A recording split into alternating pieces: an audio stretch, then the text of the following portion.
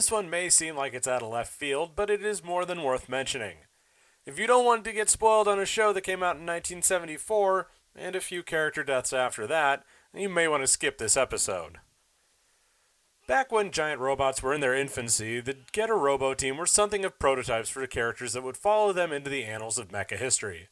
Ryoma Nagare, Hayato Jin, and today's featured character, Musashi Tomoe, piloted the Getter Robo machine against all sorts of mechanized monsters to protect the world from the predations of Emperor Gore. The Dinosaur Empire was one rough customer, employing all manner of tricks and nastiness to try and defeat our heroes. Musashi was not a handsome character like his other Getter pilots, nor was he particularly skillful at anything other than throwing his opponents into the stratosphere. Being a master judoka, he used this ferocious power to great effect as the pilot of Getter Bear and the main fighter of Getter 3. However, he remained the comic relief for the majority of the series.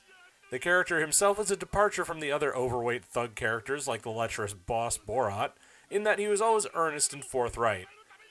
Piloting with Hayato and Ryoma was a hard act to follow, after all. However, his crowning moment, and the reason that he made it into this list, is not because of his great success as a pilot, but rather his unfortunate end. The manga and anime differ greatly, but the end result is the same.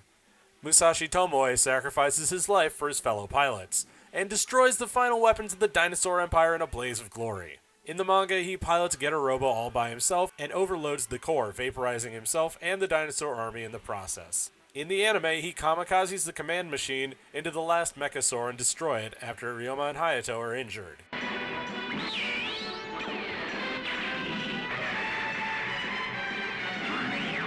This may not seem like a huge thing in the world of character death and rebirth, but in 1974 it was ground-shaking.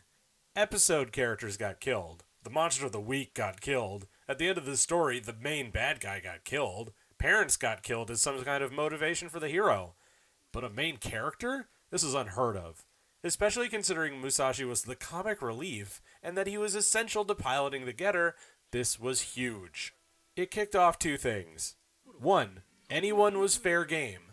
Mecha pilots and crucial support staff might end up biting it at any moment, or at least when it was dramatically convenient. This extended on towards shows like Zambot 3, which killed a fair whack of its cast, to famous deaths like Ryu Jose and Slugger Law from Gundam, and Roy Fokker from Macross. Number 2, it had a ripple effect for Musashi. Anytime he showed up in a Getter Robo production, he was fairly well doomed to bite the dust. It happened in Armageddon, and it most certainly happened in Shin vs. Neo. He goes out with a bang, and not a force in the verse can stop him. So why does no one know about him? Getter Robo never did particularly well in the States. The manga never came over, the recent OVAs never got the kind of traction they deserved, and aside from showing up as Shogun warriors, the Getter machines just never had the same cultural oomph as they did in their home country. Which means that poor Musashi just had to wait to get his props. All that boom, and so little payoff. So let's give a proper send-off to the first man to make it on this list by dying. Change, Getter 3, Musashi Tomoe, pilot on into the sunset.